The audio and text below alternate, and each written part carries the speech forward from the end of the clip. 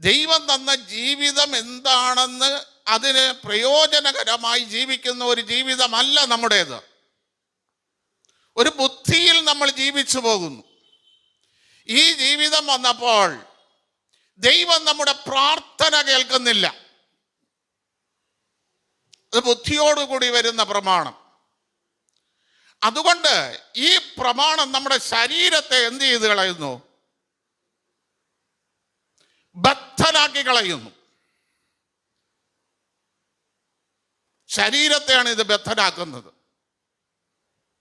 രോഗിയായി നമ്മെ മാറ്റുന്നു. അടുത്ത വാക്യം. അവനുടനെ മനസ്സിലായി ഞാൻ ആരാണ്. പൗലൂസിന് മനസ്സിലാകണം, 9 കൃപാവരമുള്ള വ്യക്തിയാ പൗലൂസ്.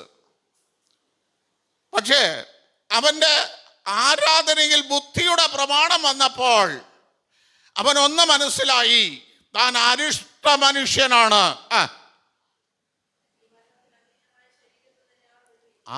ഇപ്പം തൻ്റെ ശരീരം എങ്ങനെയുള്ളത്? മരണത്തിന് സ്വാധീനം ചെലുത്തുന്ന ഒരു ശരീരം. പൗലൂസിനെ അതിനാണോ ദൈവം വിളിച്ചത്? തൻ്റെ നാമത്തിൽ തിരഞ്ഞെടുക്കപ്പെട്ട മാനപാത്രം അല്ലേ? ജാതികളുടെ മുമ്പിലും രാജാക്കന്മാരുടെ മുമ്പിലും എന്നെ സാക്ഷീകരിക്കേണ്ട ഒരു പാത്രം. ഇപ്പോൾ പൗലൂസ് പറയുന്നു, എൻ്റെ ശരീരം എന്താക്കുന്ന രോഗത്താൽ ഞാൻ ഭാരപ്പെടുന്നു. മരണത്തെ അധീനമാക്കുന്ന ഒരു രോഗത്താൽ ഞാൻ ഭാരപ്പെടുന്നു. അടുത്ത്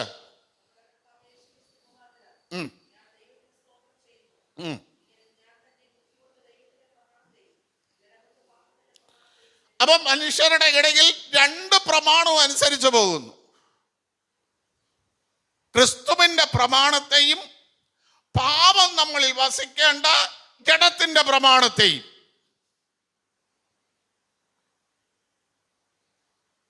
മനസ്സിലായ?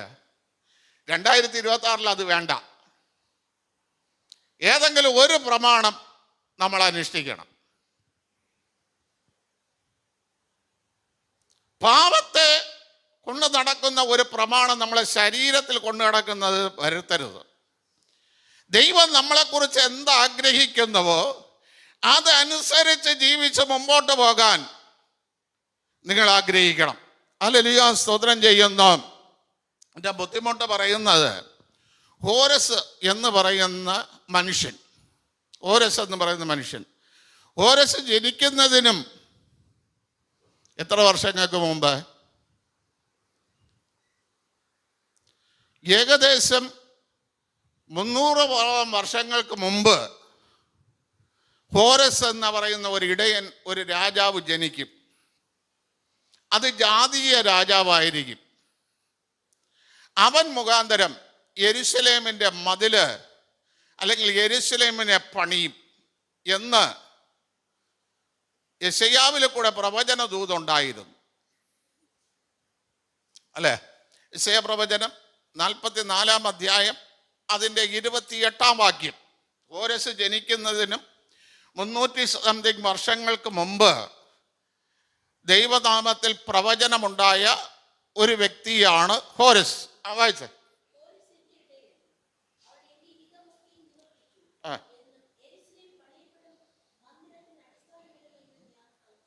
നോക്കണമേ, ഹോരസ് എൻ്റെ ഇടയനാണ്, എൻ്റെ ഇഷ്ടമേ അവൻ ചെയ്യൂ. അവൻ യെരുശലേം എന്ത് ചെയ്യും? പണിയപ്പെടും. യെരുശലേം ഇടിക്കപ്പെടും. ആരെ? നെബൂഖദ്നേസർ വന്ന് യെരുശലേമിനെ തീയിട്ട് അത് നശിപ്പിക്കും. ഹിസ്കിയാവ് എന്ന് പറയുന്ന രാജാവിനെ 2 കണ്ണും കുത്തി പൊട്ടിച്ച് തൻ്റെ രാജ്യത്ത് കൊണ്ടുപോകും. അവിടെ വെച്ചവൻ മരിക്കും എന്നുള്ളതിനെ കുറിച്ചൊക്കെയുള്ള പ്രവചനം യിരെമ്യാവിൽ കൂടെ വെളിപ്പെട്ടു. അപ്പോൾ ഈ യിരെമ്യാവിൽ കൂടെ വെളിപ്പെട്ട് കഴിഞ്ഞിട്ട് ഹല്ലേലൂയ, സ്തോത്രം ചെയ്യുന്നു, യിരെമ്യാവിൻ്റെ അവസാന കാലഘട്ടങ്ങളിൽ അത് നിറവേറുകയാണ്. പിന്നെ കുറെ കാലഘട്ടം കഴിഞ്ഞിട്ടാണ് ഹോരസ് എന്ത് ചെയ്യുന്നത്? ജനിക്കുന്നത്. ഹോരസ് ഇത് ചെയ്യുമെന്ന് ദൈവനാമത്തിൽ ഹാല്യാസ്തോത്രം, നേരത്തെ പ്രവചനമുണ്ടായതുകൊണ്ട് ഹോരസിന്റെ വഴിയിൽ എന്ത് ചെയ്തു? വായിച്ച 45:1.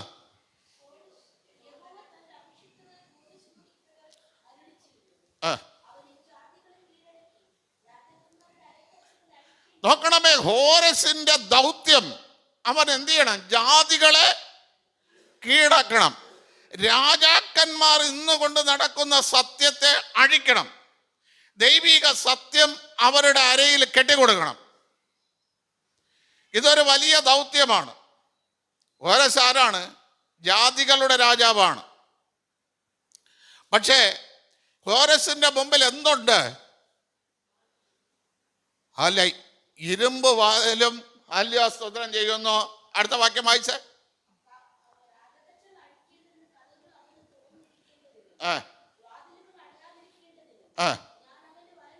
ദൈവം അവന്റെ വലങ്കരത്തിൽ പിടിച്ചിട്ടുണ്ട്.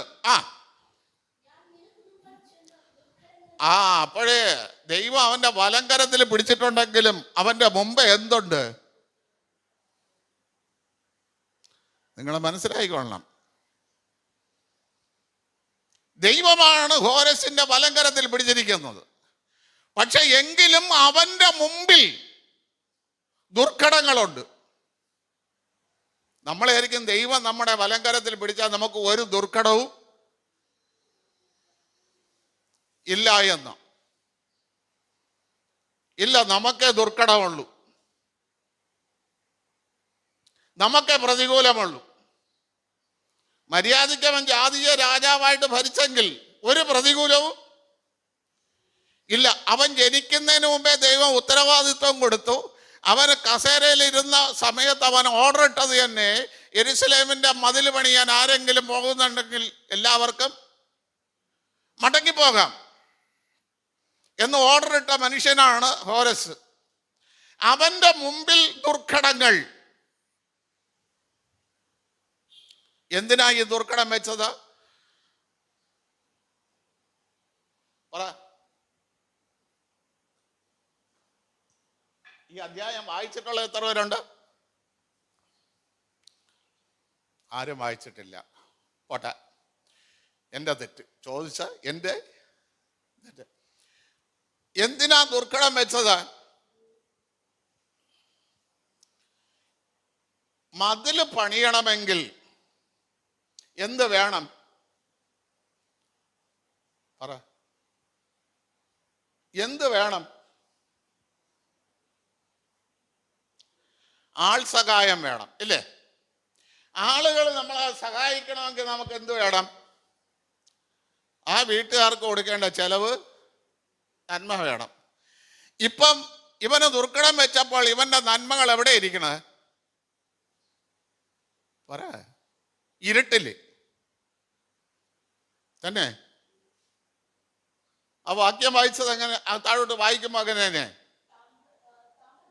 അതല്ല, അതെന്റെ ഇരുട്ടിലാണ് നിക്ഷേപം വെച്ചിരിക്കുന്നത്. ഹോരസിന്റെ അനുഗ്രഹം ഇരിക്കുന്നത് എവിടെ? ഇരുട്ടില്. ഇവന്റെ ഉത്തരവാദിത്വം ഇവൻ എന്ത് ചെയ്തു? ഒരിക്കലും ദൈവം പറഞ്ഞ ഉത്തരവാദിത്വം ഇവൻ ഒരിക്കലും നിവർത്തിച്ചെടുക്കരുത്. കാരണം ഇവന്റെ കയ്യിൽ നന്മ വന്നാൽ മാത്രമേ ഈ ഉത്തരവാദിത്വം നിറവേറൂ. ഇതൊരിക്കലും ഇവന്റെ കയ്യിൽ നന്മ വരരുത്. ഈ നന്മ വരാതിരിക്കാൻ ഇവനെ എവിടെ കൂടെ സഞ്ചരിപ്പിക്കണം? ദുർഘടങ്ങളിൽ കൂടെ. ഇവന്റെ മുമ്പിൽ താമ്രം മതിൽ വെക്കണം, ഇരുമ്പോടാമ്പൽ കൊണ്ടുള്ള പൂട്ട് വെക്കണം. ഇവൻ ഒരിക്കലും എന്ത് ചെയ്യരുത്? ഇത് സ്വന്തമാക്കരുത്. മനസ്സിലായോ? പ്രിയ ദൈവമക്കളെ, 2026 ഇത് മനസ്സിലാക്കി നീ പെരുമാറണം. നിനക്ക് വേണ്ടി ദൈവം ഒരു ഉത്തരവാദിത്വം പറഞ്ഞിട്ടുണ്ടെങ്കിൽ മനുഷ്യനും പിശാചും നിന്റെ നന്മ എന്ത് ചെയ്യും? അടച്ചു വയ്ക്കും. ഇത് മനസ്സിലാക്കി പോരാടി പ്രാർത്ഥിക്കണം. ഇത് മനസ്സിലാക്കി പോരാടണമെന്ന് പറയുമ്പോൾ യെശയ്യാവ് പറയുന്ന ഒരു കാര്യമുണ്ട്. ആല്യാസ്തോത്രം 45 6 വാക്യം വായിച്ചേ. നോക്കണമേ, യഹോവയെ കണ്ടെത്താവുന്ന ഒരു സമയം ദൈവം വെച്ചിട്ടുണ്ട്. ഈ സമയത്ത് നമ്മൾ എന്ത് ചെയ്യണം? ദൈവത്തെ അന്വേഷിക്കണം. നിങ്ങൾ മനസ്സിലായ? ദൈവത്തെ കണ്ടെത്താൻ ഒരു സമയം ദൈവം വെച്ചിട്ടുണ്ട്. പൗലൂസിനെ കണ്ടെത്താൻ വെച്ച സമയം ഏതാണ്? അവന്റെ ബലഹീനത. അല്ല, അത് പൗലൂസ് പറയുന്നില്ലേ? എൻ്റെ ബലഹീനത നിമിത്തം ഞാൻ വചനം പ്രസംഗിക്കുന്നു. നമുക്ക് ചിലപ്പം വരുന്ന ബലഹീനതയായിരിക്കും ദൈവം നമ്മെ കണ്ടെത്താൻ വെച്ചിരിക്കുന്നത്. ചിലപ്പോൾ അല്ല, നമുക്ക് വരുന്ന സാമ്പത്തിക ബുദ്ധിമുട്ടായിരിക്കും ദൈവം നമ്മെ കണ്ടെത്താൻ വെച്ചിരിക്കുന്നത്. ചിലപ്പോൾ നമ്മൾ ആഗ്രഹിച്ച ജോലി നമുക്ക് ലഭിക്കാത്തതായിരിക്കും നമ്മെ ദൈവത്തിൽ കണ്ടെത്താൻ വെച്ചിരിക്കുന്നത്. ചിലപ്പോൾ നമ്മളൊരു ഭവനം വയ്ക്കാൻ ഇറങ്ങി തിരിച്ചു. ഹല്ലേലൂയ, സ്തോത്രം. ആ ഭവനം വെച്ച് പൂർത്തീകരിക്കാൻ കഴിയാത്തതായിരിക്കും നമ്മൾ ദൈവത്തെ കണ്ടെത്താനുള്ള സമയം. ഇനി സംഗീത പ്രമാണിക്ക് എന്ന് പറഞ്ഞുകൊണ്ട് ഒരു ലേഖനം എഴുതിയ വ്യക്തിയെ പറയാമോ? സംഗീത പ്രമാണിക്ക് ഒരു ലേഖനം എഴുതിയ വ്യക്തിയെ പറയാമോ?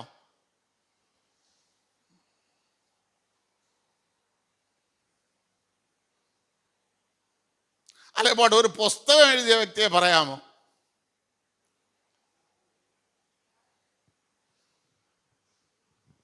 ഹബക്കൂക്ക്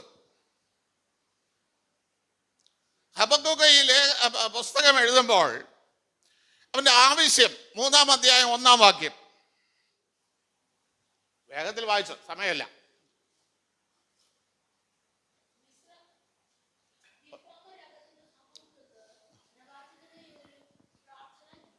നോക്കണമേ, ഇതൊരു പ്രാർത്ഥനാ ഗീതം. എന്തൊരു ഗീതത്തിലാണ്? ഭ്രമിച്ചു പോയി, ഭയപ്പെട്ടു പോയി, ഇരുന്നു കൊണ്ട് എഴുതിയ പ്രാർത്ഥനാ ഗീതം. എന്താണ് അവ പറയുന്നത്? വായിച്ച അടുത്ത വാക്യം.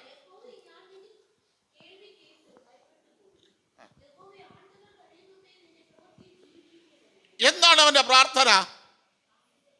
ആണ്ടുകൾ കഴിയുന്നതിന് ഈ ആണ്ട് തന്നെ ദൈവത്തിന്റെ പ്രവൃത്തി എന്ത് ചെയ്യണം? ജീവിപ്പിക്കണം. ഇതെല്ലാ ദൈവമക്കളുടെയും പ്രാർത്ഥനയുടെ ആരംഭമാകണം. 2026 കർത്താവേ, എന്നോട് പറഞ്ഞ ആ ദൗത്യം നിറവേറ്റേണ്ട ഒരു ദൈവപ്രവൃത്തി എന്നിൽ വെളിപ്പെടണം. എന്ത് ചെയ്യണം? എന്നിൽ വെളിപ്പെടണം. ആണ്ടുകൾ കഴിയുന്നതിന് മുമ്പേ. അതിന് ഹബക്കൂക്ക് അവസാനം അതിന്റെ 19-ാം വാക്യം വായിക്കുമ്പോൾ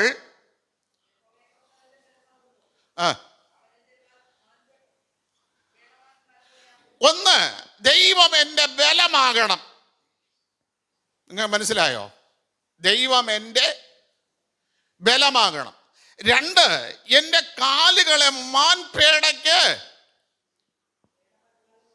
പേടമാന്റെ കാല് പോലെ ആക്കണം. ഇനി എന്നെ താഴോട്ടല്ല നടത്തേണ്ടത്. എൻ്റെ കാലിപ്പം മുകളിലോട്ട് നടക്കാൻ കഴിയാതെ വണ്ണം, നമുക്ക് കേട്ടിട്ടില്ലേ, ഈ തേരി കയറാൻ എന്നെ കൊണ്ട് പറ്റൂല, എൻ്റെ കാല് കുഴഞ്ഞ്.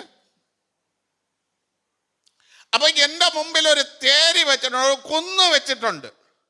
ആ കുന്നിൽ നടന്നു കയറാനുള്ള ശക്തി എൻ്റെ കാലിന് തരണം. അപ്പൊ അവസാനം കൊണ്ടുവച്ച് ആക്ക് കൊടുത്തു. വന്നാ പുസ്തകം വന്നാ? സംഗീത പ്രമാണിക്കാണ് ഇത് എഴുതിയത്. എൻ്റെ ആരാധനയിൽ ദൈവപ്രകാശം, ദൈവത്തിന്റെ മുഖം പ്രകാശിപ്പിച്ച് എനിക്ക് അനുഗ്രഹം. കാരണം ഹബക്കൂക്ക് ഈ ലേഖനം എഴുതുമ്പോൾ ന്യായപ്രമാണം അഴിഞ്ഞുപോയ കാലഘട്ടത്തിലാണ് ഇത് എഴുതുന്നത്. 1:4 ന്യായപ്രമാണം വായിക്കണ്ട, 1:4. അപ്പോ പ്രിയ ദൈവമക്കളെ, ഈ ബലമെന്ന് പറയുന്നത് ദൈവമക്കളുടെ ബലം എന്താ? ദൈവമക്കളുടെ ബലം, ഇങ്ങോട്ട് നോക്കണേ. ദൈവമക്കളുടെ ബലം, നമ്മുടെ ബലം എന്താണ്? മറ്റുള്ളവർ നമ്മുടെ ബലത്തെക്കുറിച്ച് പറയുന്നത് എന്താണ്? നമ്മുടെ ബലം എന്താണ്? നമ്മുടെ ബലം എന്തിനു വേണ്ടി ദൈവം തന്നു? മറ്റുള്ളവർ നമ്മുടെ ബലത്തെ എന്തെന്ന് പറയുന്നു?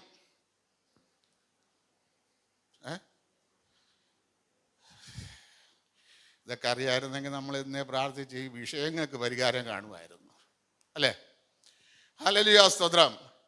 മറ്റുള്ളവർ കാണുന്നത്, സംഖ്യാപുസ്തകം 22:4 വായിക്കുമ്പോൾ അവിടെ എഴുതിയിരിക്കുന്നത്, ഹല്ലേലൂയ, ബാലാക്ക് പറയുന്നു, കുറെ കാളകള് വരുന്നു. വായിച്ചേ.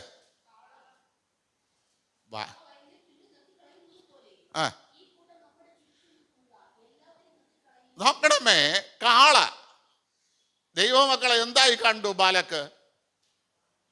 കാളയുടെ പ്രയോജനം എന്താണ്? കാള, ഹലോ, ചുമട് വലിക്കുന്നു. വല്ലവന്റെ ചുമട്, അവന്റെ ചുമടല്ല, ആണോ? ഇത് വലിക്കാനായിട്ട് ഉള്ള ജനമാണ് ഈ കിടക്കുന്നത്. അങ്ങനെയാണോ? വല്ലവന്റെയും ചുമട്, ഒരുത്തന്റെ മുഖത്തിൽ കൂടെ കയറ്റിക്കെട്ടുന്ന മറ്റൊരു കാള. ഇവര് വന്നാൽ ഞങ്ങളുടെ നന്മ എന്ത് ചെയ്ത് കളയും? നക്കിക്കളയും. അതുകൊണ്ട് ഇവരെ ഒരിക്കലും അനുഗ്രഹം പ്രാപിക്കരുത്. ഇവരെന്ത് ചെയ്യണം? എന്നും ശപിക്കപ്പെട്ടവരായി കിടക്കണം. ഇതാണ് ജനത്തിന്റെ ആഗ്രഹം, നേതാക്കന്മാരുടെ ആഗ്രഹം, രാജാക്കന്മാരുടെ ആഗ്രഹം. ഹല്ലേലൂയ, സ്തോത്രം. ദൈവ മക്കളല്ലാത്ത എല്ലാവരുടെ ആഗ്രഹവും ഇതാണ്. ഇവർ ഒരിക്കലും അനുഗ്രഹിക്കപ്പെടരുത്. ഇവർ കാളകളായി ചുമട് വലിച്ച് വലിച്ച് എന്നും നരകിച്ച് ജീവിക്കണം.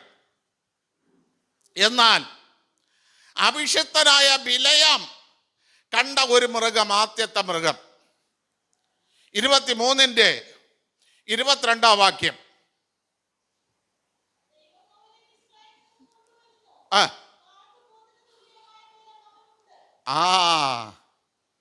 ദൈവം എങ്ങനെയാണ് ഇവരെ കൊണ്ടുവരുന്നത്?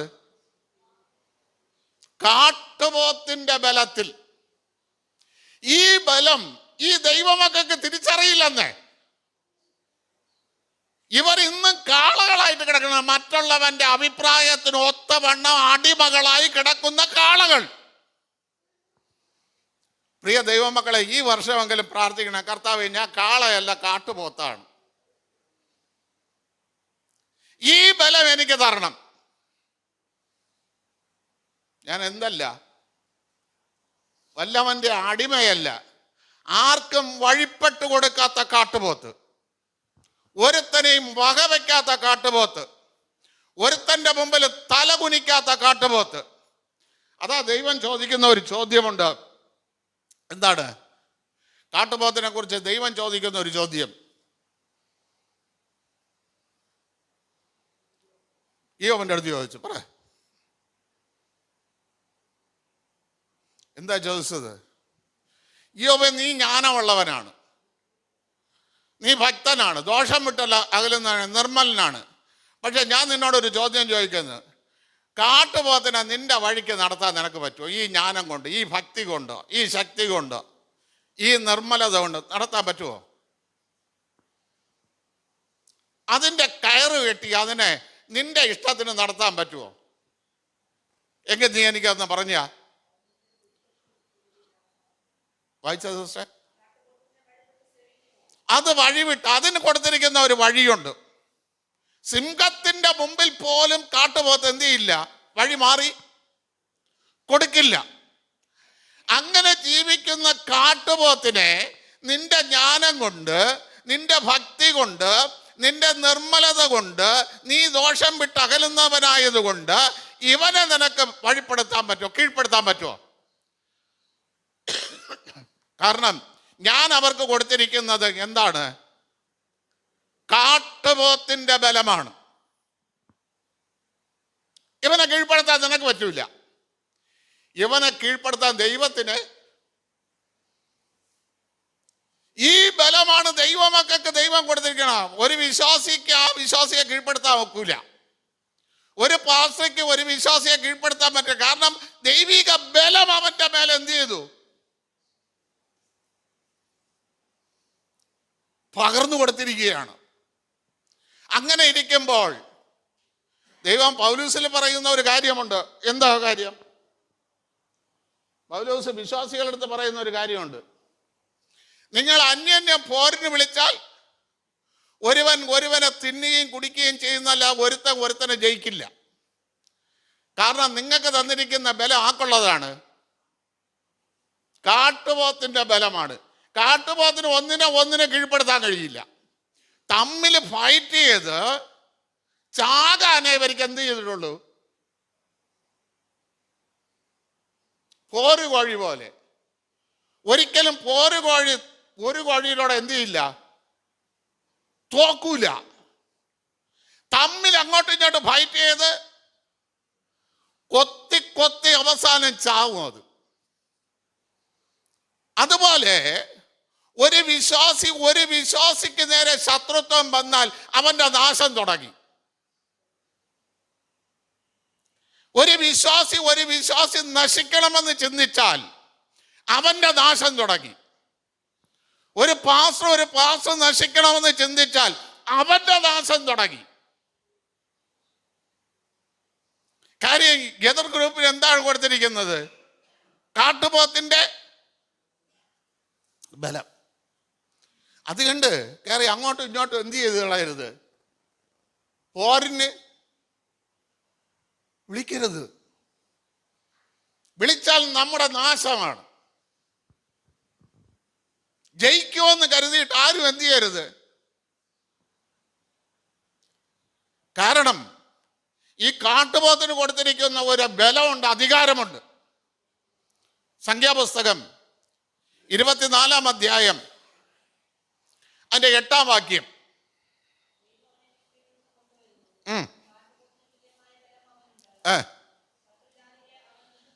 ശത്രുജാതികളെ അവൻ എന്ത് ചെയ്ത് കളയും? തിന്നുകളയും. ആരാണോ അവന് ശത്രുവായിട്ട് നിൽക്കുന്നത് അവനെ എന്ത് ചെയ്ത് കളയും? തിന്നുകളയാനുള്ള ബലം. ഹല്ലേലൂയ, സ്തോത്രം. ഇപ്പൊ ഞാൻ കയറി റസാലണ്ണന് ശത്രുവായി തീരുകയാണ്. അണ്ണൻ എന്നെ തിന്നു കളയാനുള്ള ബലമുണ്ട്, എനിക്ക് അണ്ണനെ തിന്നു കളയാനുള്ള ബലമുണ്ട്. മനസ്സിലായ? ഇത് രണ്ടുപേരും തിന്നു തീർന്നവരെ പോര് വിളി തീരുമോ? അതുകൊണ്ട് നിങ്ങൾ തമ്മിൽ എന്ത് ചെയ്യരുത്? ശത്രുത്വം. അതാണ് യോസേപ്പ് പറഞ്ഞത്, നിങ്ങൾ വഴിയിൽ വെച്ച് ശണ്ട. ദൈവമക്കൾ മരിക്കുന്നത് വരെ തമ്മിൽ ശണ്ട ഇടാൻ പാടില്ല. നമുക്ക് തന്നിരിക്കുന്ന അവകാശങ്ങൾ ഒന്നിനൊന്ന്. രൂപേന് കൊടുത്തിരിക്കുന്നത് അല്ല ബെന്യാമിന് കൊടുത്തത് തന്നെ.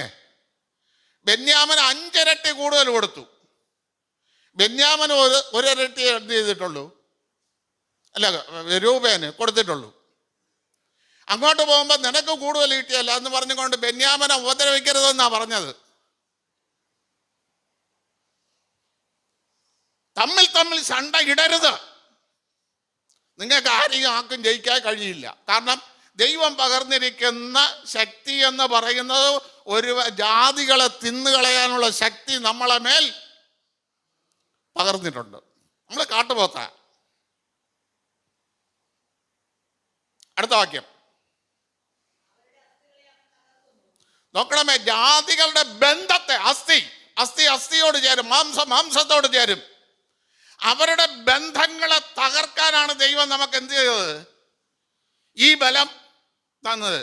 അങ്ങനെയാണെങ്കിൽ നമ്മൾ തമ്മിൽ പോരടിച്ചാലോ നമ്മുടെ ബന്ധങ്ങളും തകരുമോ?